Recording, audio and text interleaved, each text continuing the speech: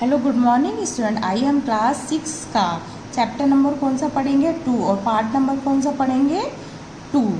आइए देखते हैं हमें कहानी में क्या दिया गया है आगे। बच्चों यहाँ इससे पहले मैंने आपको अच्छे से कहानी समझाई और आपने समझी और आपको समझ में आ भी गई। इससे आगे की हम कहानी पढ़ेंगे और इसमें क्या दिया गया है उसको समझेंगे। एक ने पूछा कैसे क्या होगा उसमें। मेंढकी के ब्याह की विधि तो बताओ दादा। नावते ने विधि बतलाई। वैसे ही करो मेंढक मेंढकी का ब्याह जैसे अपने यहाँ लड़के लड़की का होता है।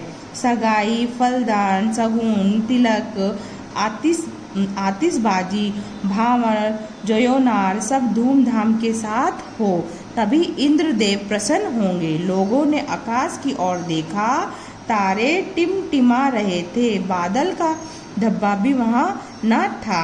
आसमान में क्या हो रहा था बच्चों? बादल में क्या, आसमान में क्या हो रहा था? तारे क्या कर रहे थे? टिमटिमा रहे थे और बादल का कोई भी धब्बा वहाँ दिखाई नहीं दे रहा था। पानी न बरसा तो मर मिटेंगे। वहाँ के लोग क्या कहने लगे कि अगर पानी नहीं बरसेगा तो क्या करने लग जाएंगे? मर मिटेंगे। ढेरों बैलों का क्या होगा? बड़ी हुई निराशा ने उन सबको भयभीत कर दिया। जैसे जैसे दिन बढ़ रहा था और बारिश नहीं हो रही थी तो लोगों के मन में क्या होने लग गया? आशंका पनपने लगी। सारे लोग भयभीत होने लगे, डरने लगे। ढेरों मतलब बहुत सारी बैलों का क्या होगा? आपने देखा है ना, गांव में बहुत सारी बैल होती हैं जिसपे क्या करते हैं, मतलब कि बग्गी टाइप बनाकर उस पर अनाज ढोते, बहुत सारा सामान ढोते। इसी प्रकार इसमें कहा गया है कि ढेरों बैलों का क्या होगा। नीचे दे रखा है, लोगों ने नावते की बात स्वीकार कर ली। सबने क्या कर ली? मेंढक और मेंढकी का ब्याह रचाने की बात को स्वीकार कर लिया। चंदा लिया गया। चंदा क्या लेगा? आपने देखा ना, कोई कार्यक्रम शुरू होता है तो घरों घरों से क्या लिया जाता है? चंदा लिया जाता है। तो इसी प्रकार मेंढक और मेंढकी का ब्याह कराने के लिए लोगों से चंदा लिया गया। आसपास के गांव में सूचना भेजी गई। कौतूहल, उमंग और भय ने भी अपना काम किया। यदि नावते के सुझाव को ठुकरा दिया गया तो संभव है इंद्रदेव और भी नाराज हो जाएंगे। इसमें नावते की बात को सभी ने स्वीकार कर लिया, पर लोगों के दिमाग में ये भी था कि अगर हम नावते की बात को स्वीकार नहीं करते हैं तो क्या होगा? इंद्रदेव नाराज हो जाएंगे। फिर क्या होगा? चौपट, सब तरफ बट्टाधार। इसमें क्या बोला? अगर हमने इनकी बात नहीं मानी तो क्या होगा? सब तरफ क्या हो जाएगा? इंद्रदेव नाराज हो जाएंगे, सब तरफ क्या हो जाएगी? तबाही हो जाएगी और सबका सब चौपट हो जाएगा। मतलब कि करा कराया काम हमारा क्या हो जाएगा? बिगड़ जाएगा। आसपास के गांव ने भी मान लिया। जो आसपास के गांव होते हैं ना, तो वहाँ पे भी कोई कार्य शुरू करते तो वहाँ खबर करवाई जाती है। तो मेंढक और मेंढकी का जब ब्याह शुरू होने वाला था तो इसकी खबर आसपास के सभी गांव में की गई थी।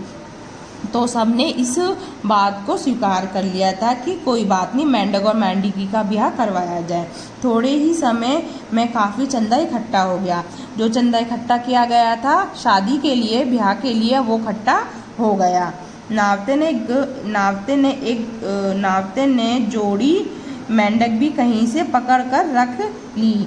अब ब्याह के लिए मेंढक भी चाहिए और मेंढकी भी चाहिए, तो नावते ने जंगल से, मतलब नॉर्मली कहीं से भी एक मेंढक और मेंढकी पकड़ लाया और उसको रख लिया। एक मेंढक था, एक मेंढकी। ब्राह्मणों की कमी ना थी। ब्याह की धूमधाम का मजा और ऊपर से दान दक्षिणा। जो आपको पता ना है, जो ब्राह्मण होते हैं वो किसी का कार्यक्रम करवाते हैं तो उनको क्या दिया जाता है? दान दक्षिणा दी जाती है, पैसे दिए जाते हैं, कपड़े दिए जाते हैं। तो इसमें भी कहा गया है ब्राह्मणों की कमी ना थी।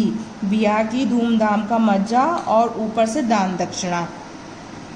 ठीक है बच्चों यहाँ तक हो गया हमारा। अब आगे की लाइन पढ़ते हैं। गांव के दो भले आदमी मेंढक मेंढकी के पिता भी बन गए।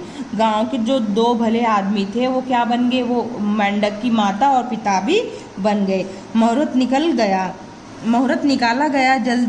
जल्दी का मुहूर्त। बाजे गाजे के साथ फलदान शगुन की रस्में अदा की गई। दोनों के घर दावत पतांग हुई। मेंढक मेंढकी के नेवते के पास ही थी, वहीं उन्हें खिला पिला रहा था। काटो यार। बहुत मिस्टेक हो रही है इसमें। उन्हें खिला पिला रहा था। कौन खिला पिला रहा था? जो इसके माता पिता बने थे। और इसमें कहा गया है अन्यथा हटाकर मरने जीने का जोखिम कौन ले। इसमें लोग कह रहे थे हम सब कुछ कर लेते हैं और सब कुछ होने के अगर हम पहले से ही सोच के बैठ जाएंगे तो क्या होगा, हम जीने मरने का जोखिम ले उठेंगे। तो इसमें कहा गया हम सब करके देख लेते हैं, अगर वर्षा नहीं होती है तब का तब देखा जाएगा। इस कहानी में अभी तक यही कहा गया है। इससे संबंधित मैं आपको क्वेश्चन बताती हूँ बच्चों। क्वेश्चन नंबर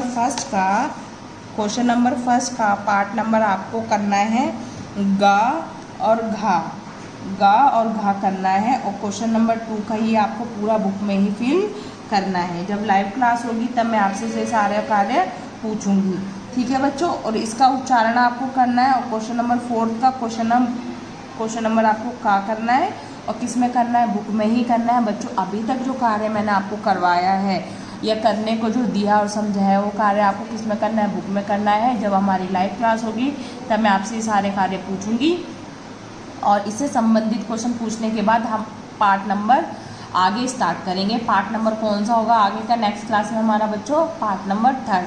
आज की क्लास बच्चों यहीं समाप्त होती है।